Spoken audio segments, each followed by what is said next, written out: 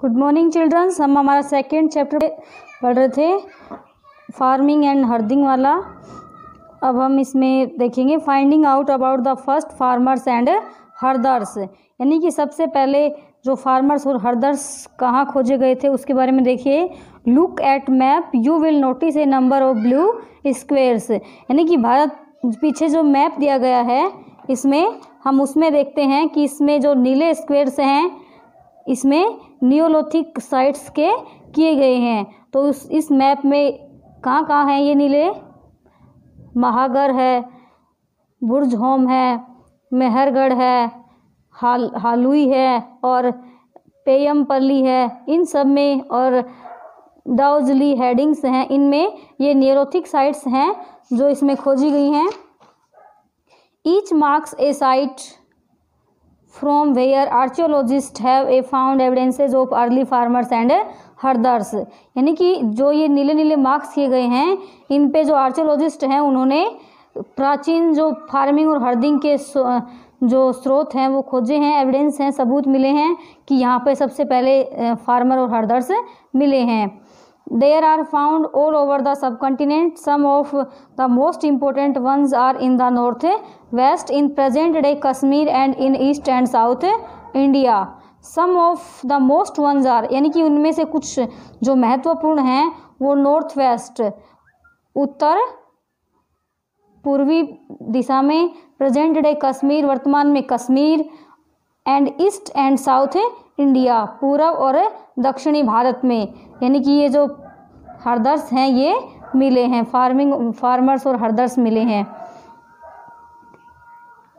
To find out whether these sites were settlements और of farmers and herders, यानी कि इन sites को खोजने के बाद में हम इनके सेटलमेंट्स के बारे में देखेंगे, फार्मर्स और हर्डर्स के।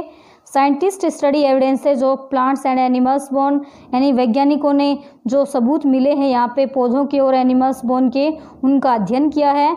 One of the most exciting finds includes remains of Brunt grain, यानी कि सबसे जो रोचक तथ्य है वो यहाँ पे मिला है जिसमें कि ब्रंट ग्रेन्स यानी कि जले हुए अनाज के दाने मिले हैं। These may have been burnt accidentally or on purpose, यानी कि ये जो ग्रेन्स हैं ब्रंट ग्रेन्स ये जलाए हुए भी हो सकते हैं या फिर एक्सीडेंटली बर्न भी हो सकते हैं, यानी किसी दुर्घटनाग्रस्त या फिर किसी पर्पज के द्वारा भी इनको जलाया गया था। Scientist can identify these grains, यानी कि वैज्ञानिकों ने इन ग्रेन्स को पहचाना है। And so we now that a number of crops were grown इन different parts of the subcontinent, इससे हमें यह पता चलता है कि भारत जैसे उपमहाद्वीप के क्षेत्रों में विभिन्न प्रकार की जो क्रॉप्स हैं वो उगाई जाती थी। They can also identify the bones of different animals, यानी कि उन्होंने अनेक प्रकार के जानवरों की हड्डियों की भी पहचाना है। Towards a settled life, archaeologist have found traces of hunt or huts of houses at some sites, यानी कि आर्कियोलॉजिस्ट जो हैं पुरातत्ववेत्ता उन्होंने कुछ झोपड़ियों और घरों को भी इसी साइट से खोजा है। फॉर इंस्टांस, उदाहरण के लिए, इन बुर्जा home in present day Kashmir, जो कश्मीर में है बुर्जा होम, पीपुल बिल्ट पिट हाउसेज, यानी कि लोगों के घर मिले हैं जो पिट हाउस हैं, विच वर डग इनटू द ग्राउंड, जो कि धरती के अंदर खोद करके बनाए जाते थे, with steps leading into them. These may have provided shelter in cold weather, यानी कि ये इन लोगों को ठंडे मौसम में शेल्टर उपलब्ध करवाती थी। Archaeologist have also found cooking hearths both inside and outside of huts, which suggests that depending of the weather people could cook food either indoors or outdoors, यानी कि आर्कियोलॉजिस्ट है उन्होंने यह भी पाया है कि ये लोग यानी जो हट्स है उसके बाहर भी और अंदर भी, दोनों यानी कि अंदर भी और बाहर भी खाना पकाते थे। विच सजेस्ट दैट, जिससे हमें यह सुझाव मिलता है कि डिपेंडिंग ऑन द वेदर, कि ये लोग वेदर के ऊपर डिपेंड रखते थे कि cook food either indoors or outdoors, यानी कि मौसम के अकॉर्डिंग ये लोग घर के अंदर और घर के बाहर खाना पकाते थे। न्यू स्टोन टूल्स, यानी कि नए पत्थर के जो टूल्स हैं जिन्होंने इन लोगों ने खोजे हैं।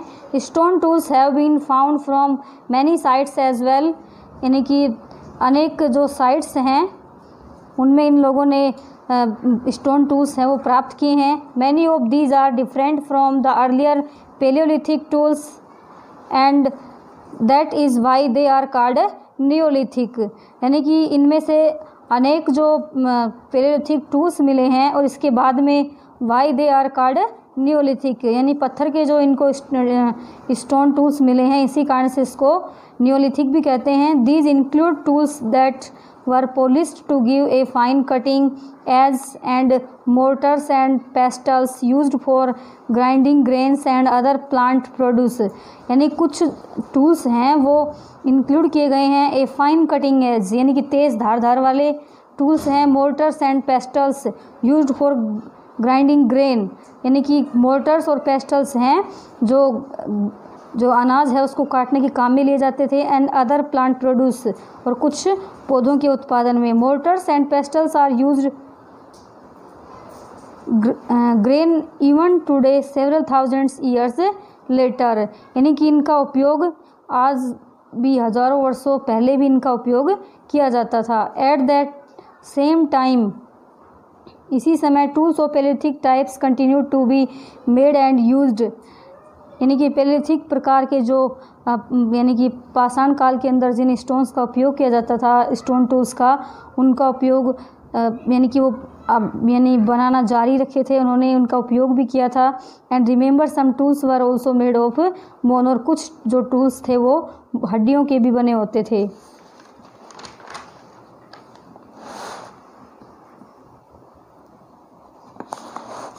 पोट्री, बर्तन बनाने की जो कला है वो पोट्री कहलाती है। Many kinds of earthen pots have also been found, यानी कि अनेक प्रकार के जो मिट्टी के बर्तन प्राप्त हुए हैं। दीज वर समटाइम्स डेकोरेटेड, यानी कभी कभार इनको डेकोरेट किया हुआ था। And were used for storing things, कुछ का उपयोग स्टोरिंग थिंग्स यानी कि वस्तुएं संग्रहण करने में किया जाता था। People began using pots for cooking food, specially grains like rice, wheat and lentils that now became an important part of the diet, यानी कि जो लोग हैं वो कुछ बर्तनों का उपयोग भोजन को पकाने में, स्पेशली विशेषकर अनाज जैसे कि चावल है, गेहूँ है, लेंटिल्स हैं, जिनका उपयोग यानी कि N important part of the diet, जो लोगों के भोजन का मुख्य भाग था। बिसाइड्स, इसके अलावा they began weaving cloth using different kinds of materials, for example cotton that could now be grown, यानी कि इन्होंने कपड़े बनाना भी शुरू किया, जैसे कि विभिन्न प्रकार के मटेरियल्स हैं। फॉर एग्जाम्पल उदाहरण के लिए कॉटन है जो आजकल भी उगाया जाता है।